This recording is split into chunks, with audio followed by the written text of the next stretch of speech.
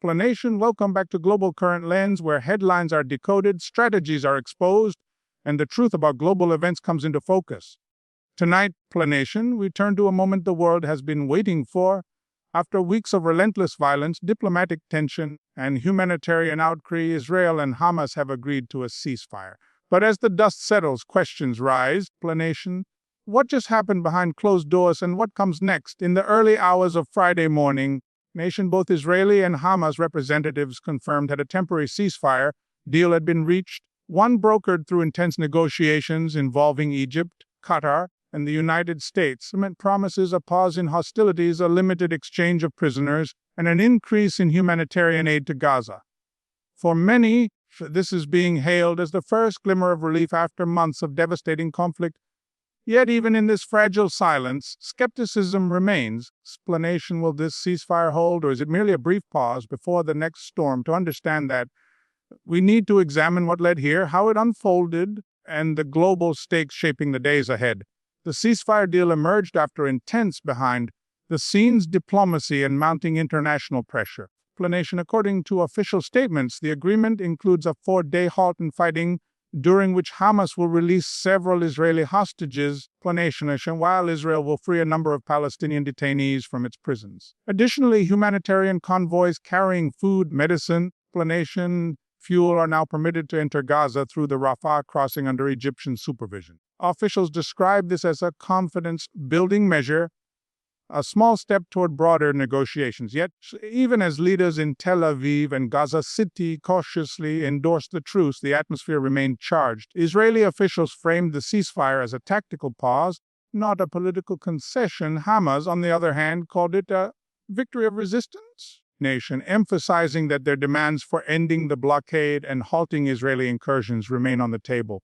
On the ground, scenes of cautious relief unfolded. Families rushed to buy supplies, aid trucks lined up at border gates, and international journalists captured rare moments of calm amid the ruins. Explanation. But military analysts warn that the ceasefire's success hinges on both sides maintaining discipline, something that has historically proven fragile. Behind the scenes, the United States, Egypt, and Qatar played pivotal roles. American envoys coordinated with Israeli intelligence, while Egyptian negotiators shuttled between Hamas political bureau and Israeli officials. Qatari mediation ensured financial logistics for humanitarian efforts and prisoner exchanges.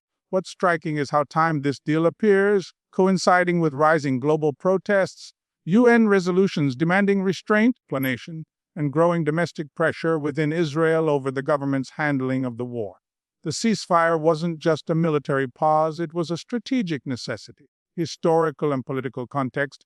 To truly grasp the meaning of this moment, we have to step back. Conflict is not new. It's part of a decades-long struggle over sovereignty, security, and survival. Since Hamas took control of Gaza in 2007, enclave has seen multiple wars and countless smaller flare-ups, each ended with a ceasefire, yet none resolved the root causes: the blockade, occupation disputes, distrust. In recent years, tensions have escalated due to settlement expansions in the West Bank, clashes at holy sites in Jerusalem, and deteriorating living conditions inside Gaza. Every round of violence further deepened the humanitarian crisis, while political leaders on both sides faced domestic challenges that often incentivized confrontation over compromise. For Israel, the recent campaign was framed as a response to rocket attacks and militant incursions, but it also reflected broader regional concerns, particularly Iran's growing influence and the rearmament of Hamas through smuggled weaponry. For Hamas, the war was seen as a bid to reassert relevance, projecting itself as the defender of Palestinian rights after years of marginalization by the Palestinian Authority. What makes the ceasefire politically significant is its timing and structure. Unlike previous truces, amid unprecedented global attention, amplified by social media, live-streamed warfare, and widespread civilian casualties, the international narrative has shifted from regional politics to a global moral debate. And within Israel, the political atmosphere has grown turbulent. Prime Minister Benjamin Netanyahu faces mounting criticism from both hawkish factions demanding total victory and moderates calling for a humanitarian resolution. Gaza Hamas seeks to portray endurance as triumph, a crucial propaganda tool for maintaining internal legitimacy after suffering devastating losses.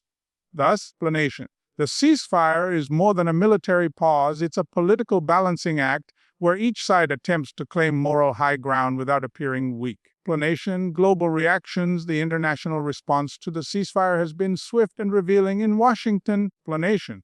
Officials praised the agreement as a vital humanitarian step, though they emphasized it's only the beginning of a longer process. Nation, the Biden administration has faced intense domestic scrutiny, balancing its traditional support for Israel with growing calls from Congress and the public to restrain military action and address Palestinian suffering. In Cairo and Doha, mediators hailed the deal as proof that quiet diplomacy still works, even amid polarization. Egypt, in particular, keen to restore its regional leadership role as the key interlocutor between Israelis and Palestinians, a status it once held during the Camp David era. Explanation. Meanwhile, European leaders cautiously welcomed the pause. The European Union reiterated its demand for a political roadmap leading to a two-state solution. Explanation. Though internal divisions remain between member states more aligned with Washington and others advocating for stronger pressure on Israel across the global south, from Turkey and South Africa to Indonesia and Malaysia, reactions were sharper.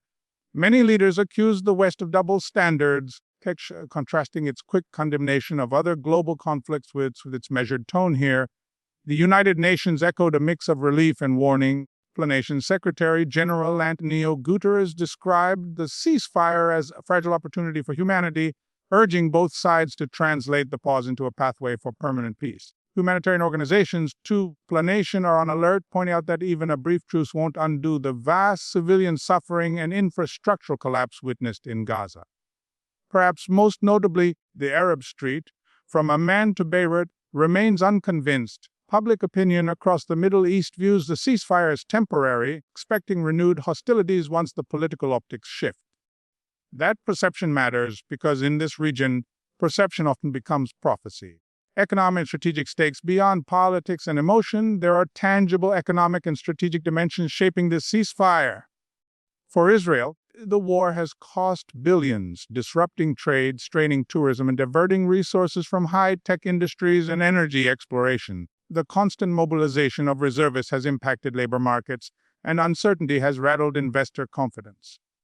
The ceasefire, therefore, Explanation, offers a brief economic breather, but without a long-term resolution, the financial drag will persist. Gaza's economic reality, by contrast, is catastrophic. Infrastructure lies in ruins, electricity and clean water remain scarce, hospitals operate on minimal supplies. The ceasefire enables humanitarian aid to flow.